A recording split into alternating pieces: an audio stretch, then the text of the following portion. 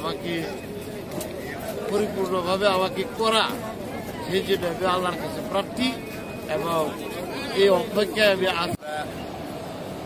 আরো বাংলাদেশ ওভারসিজ ওনাদের মাধ্যমে আমরা 12 তারিখে বাংলাদেশ বিমানে এখানে আমরা বাংলাদেশ বিমানে একটা আমাদের ফ্লাইট ছিল, আমরা এখানে আসার পরে এসে পৌঁছে আমরা আমাদের বাসা এখানে তারা আলহামদুলিল্লাহ আমরা আছি কাছে বাসা।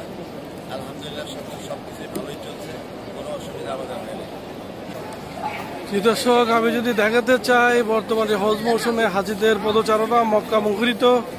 আপনারা দেখতে পাচ্ছেন ধর্মপ্রাণ হাজিগণ তারা এসে পৌঁছে, কিন্তু তারা হজ কমপ্লিট করেছেন। এখন তারা যার যার মতো তাওয়াফ সহ বিভিন্ন আনুষঙ্গিক কাজগুলো তারা করতেছেন। আসলে একটু গরমটা বেশি দিনে, তারপরেও আবহাওয়া ভালো, সবাই সন্তুষ্ট, সুন্দরভাবে এসে পৌঁছেছেন। সবার কাছে জানতে পেরেছি তাদের মনের বাসনা। গতবার যে এবার হজের সিস্টেম তাদের কাছে অনেক ভালো লাগছে, এটাই।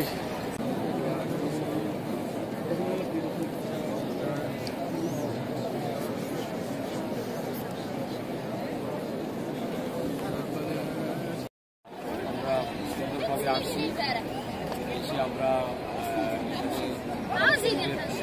কাছাকাছি আমরা ওখানে উঠছি, আমরা নিয়মিত নামাজ আমরা কাবার শরীফে করতে পারি।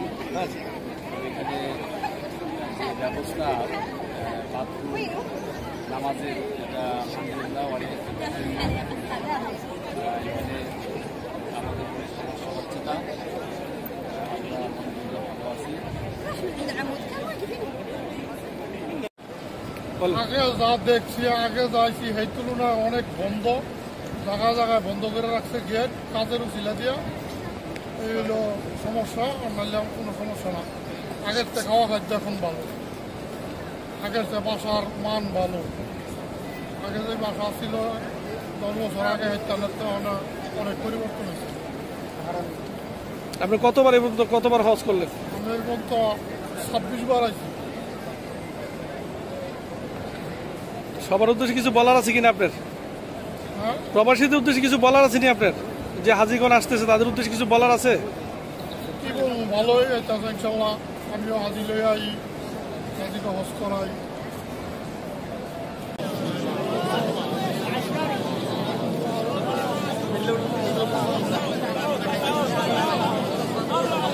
কিন্তু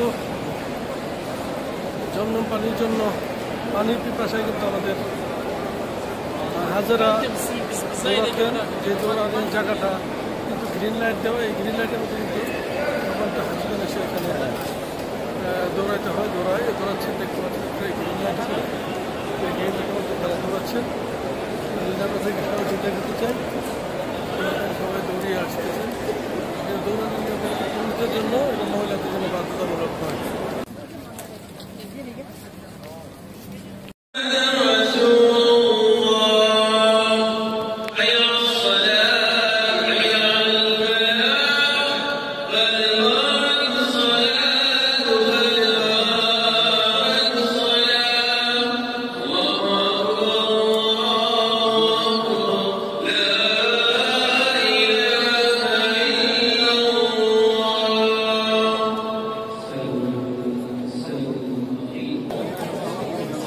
দর্শক, আপনারা দেখতে পাচ্ছেন কাবা শরীফের পাথর এবং ঘরের দরজা ছোঁয়ার জন্য আগ্রহে কাবা শরীফের দৌড় করার চেষ্টা করছেন।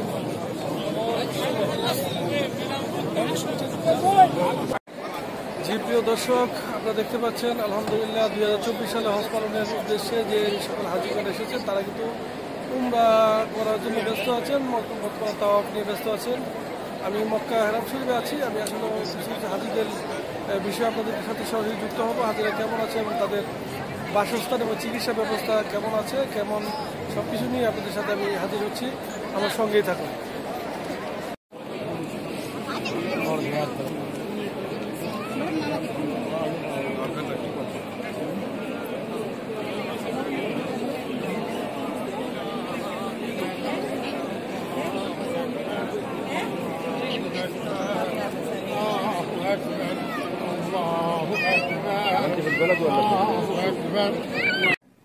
এই বছর 2024 সালের যে অবস্থা গরম, বাংলাদেশেও প্রচুর গরম পড়ছে আর এই দেশেও অত্যাধিক গরম।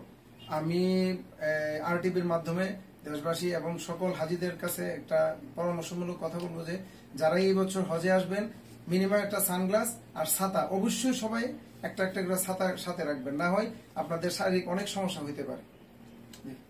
হ্যাঁ ভাই, গরমের মধ্যে আপনারা কেউ বের হবেন না, বিশেষ করে রুদ্রতে অনেক জ্বালাপোড়া করে শরীর।